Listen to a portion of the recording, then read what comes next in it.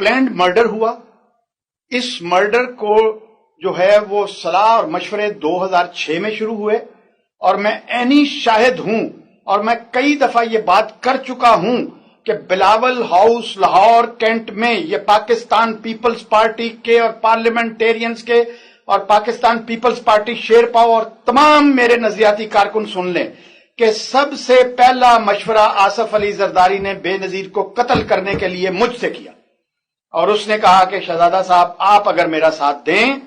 और आप एक नजरियाती कारकुन हैं, पार्टी के कारकुन आपसे मोहब्बत करते हैं, आप पाकिस्तान पीपल्स पार्टी कल्चरल विंग के सरबराह हैं, आप इंफॉर्मेशन को भी समझते हैं और आपका जो खानदान है वो एक अस्करी खानदान है, आप मुझे एस्टेब्लिशमेंट में भी इंट्रोड्यूस कराएं तो क्यों ना बेनजीर को रास्ते से हटा दिया जाए। मैंने कहा what do you mean Zardari, Asif क्या तुमने बात की है कि मेरा मतलब है कि अब वो रिटायर हो जानी चाहिए। मैं कहा नो, ये रिटायरमेंट तक महदूद नहीं है आपका ये लफ्ज, मैं समझता हूं और मैं जानता हूं कि आप क्या कहना चाहते हैं। और उसके बाद वही हुआ, ठीक 1 साल के बाद एक मक्तल सजाया गया और लियाकत बाग के उस मैदान में एक गाड़ी को डी रूट किया गया, एक मोबाइल पे जो है उन्हें मजबूर किया गया कि वो सर बाहर निकालें और वहां पे उसी तरह से जैसे मुर्तजा के शूटर्स ने उन्हें शूट किया। और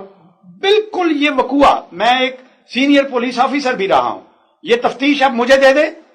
4 घंटे के बाद मुझसे आसिफ अली जरदारी के गले में फंदा जो है वो मुझसे ले लें आप। ये मुझसे चूंकि पहला मशवरा किया गया, मैं कहता हूं कि मुझे 109 में चालान करें,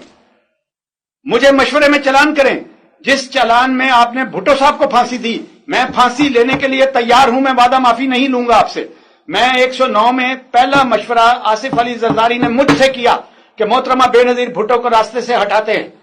मेरे पास सबूत मौजूद है,